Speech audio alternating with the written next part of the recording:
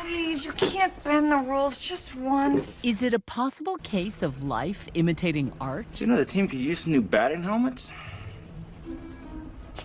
You asking for a bribe? You pretending you're above that? I got my checkbook. Felicity Huffman's character bribing her son's baseball coach in an episode of Desperate Housewives. Now, the Emmy Award-winning actress is one of dozens of parents embroiled in the largest alleged college admissions cheating scam ever prosecuted. The FBI uncovered what we believe is a rigged system.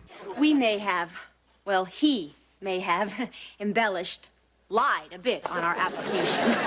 Also indicted, Lori Loughlin, the star of Full House, and her husband, Massimo Giannulli, the fashion designer worth millions. We believe everyone charged here today had a role in fostering a culture of corruption and greed that created an uneven playing field for students trying to get into these schools the right way through hard work, good grades, and community service.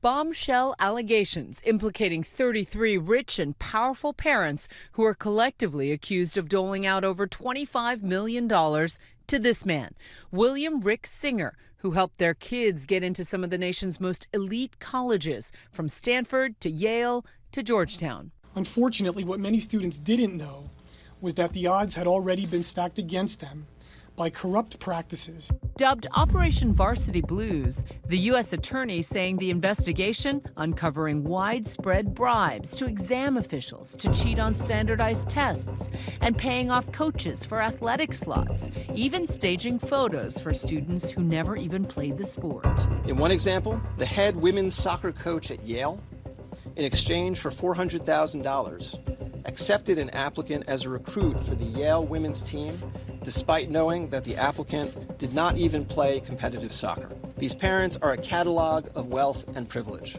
For every student admitted through fraud, an honest, genuinely talented student was rejected. The reaction swift all over social media today.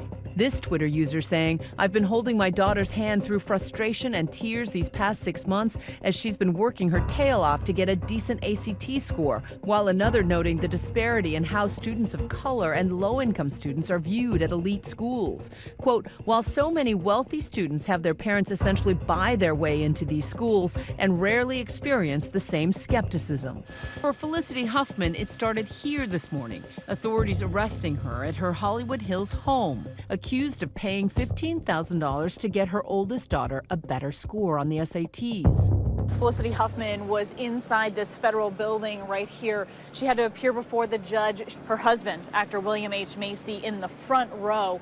They did eventually post a bond of $250,000, the judge stating that she has an estate worth $20 million.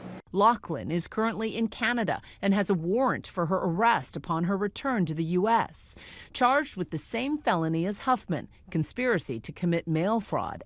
Her husband appearing in federal court in Los Angeles today. You know, Oprah once said the worst thing anybody can have happen to them is public humiliation. And that's exactly what's happening to these two families right now. Is that part of the message that the Justice Department is sending? 100%. They sent a very strong message. The couple allegedly paid $500,000 in bribes in order to get their two daughters, Isabella and Olivia, admitted into the University of Southern California as recruits for the school's crew team, despite the fact that neither participated in that sport. As part of the effort, Massimo allegedly emailing a photo of older daughter Isabella on a stationary rowing machine. If you were the parent of a kid who didn't get into USC, and Lori Loughlin's kid did get in, you're really not very happy right now. I don't know why I'm so comfortable vlogging in public right now. I think because I'm with Bella. Both girls appeared to be attending USC as of last fall, when Olivia posted this video of the two on campus together. USC says it's now conducting an internal investigation, releasing a statement saying in part, USC has not been accused of any wrongdoing and will continue to cooperate fully with the government's investigation. 19-year-old Olivia is a social media influencer who's known as Olivia Jade to her 2 million subscribers on her YouTube channel.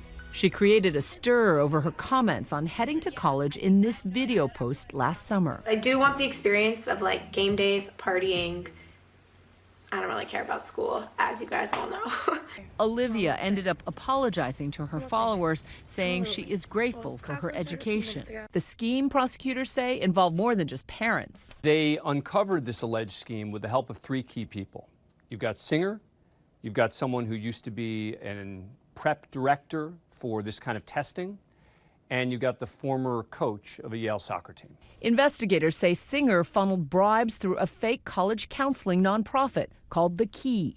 This enabled the parents to not only mask the true nature of the payment, but also take the tax write-off at the end of the year. It's a complete shell company, but it's used quite often in cases where they're trying to either launder money or funnel money, or in this case, actually use that money as bribe payments. The fact that they actually used it to allow tax deductions for these families, these parents, it almost adds insult to injury. It's pretty amazing. Singer pled guilty today to racketeering conspiracy, money laundering conspiracy, conspiracy to defraud the U.S., and obstruction of justice. We know he's pled guilty, and that's dangerous for everyone else involved.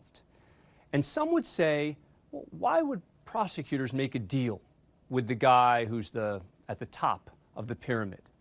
The answer may be that prosecutors don't believe he's the top of the pyramid, that maybe it's the parents who are the more culpable ones here. According to his bio, Singer is a father and coach with residences in Sacramento and Newport Beach, California, where The Key is based. In 2014, he published a book titled Getting In, Gaining Admission to the College of Your Choice. But the DOJ says Singer was actually a criminal mastermind who created a meticulously curated sham to cater to the privileged and powerful. What Singer was good at doing was calibrating the fake credentials to appear realistic and not so impressive as to invite suspicion or additional scrutiny. It was a year-long investigation that started with a tip from a completely separate case. Normally, when you see bribes that involve hundreds of thousands of dollars, if not millions of dollars, that means it's usually a bribe in furtherance of something that's worth a lot more than that. It's staggering to think that there's parents that are willing to pay that amount of money to get their child into university. Some students allegedly knew what their parents were doing, while others seemed not to. Many of the students, allegedly admitted through false pretenses, are still enrolled at their school.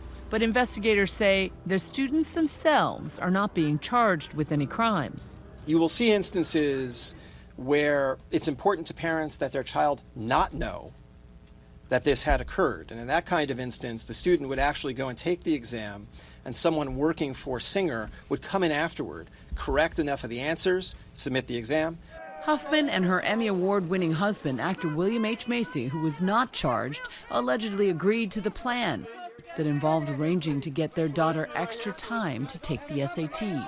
When her daughter's high school arranged to proctor the exam, Huffman allegedly emailing Singer, "Rutrow, looks like my daughter's high school wants to provide own proctor," to which Singer responded, "We will speak about it." Huffman's daughter allegedly going on to score a 1420 on the SAT, a 400-point improvement over her PSAT. Investigators say Huffman and Macy discussed but ultimately declined to repeat the cheating scheme for their younger daughter.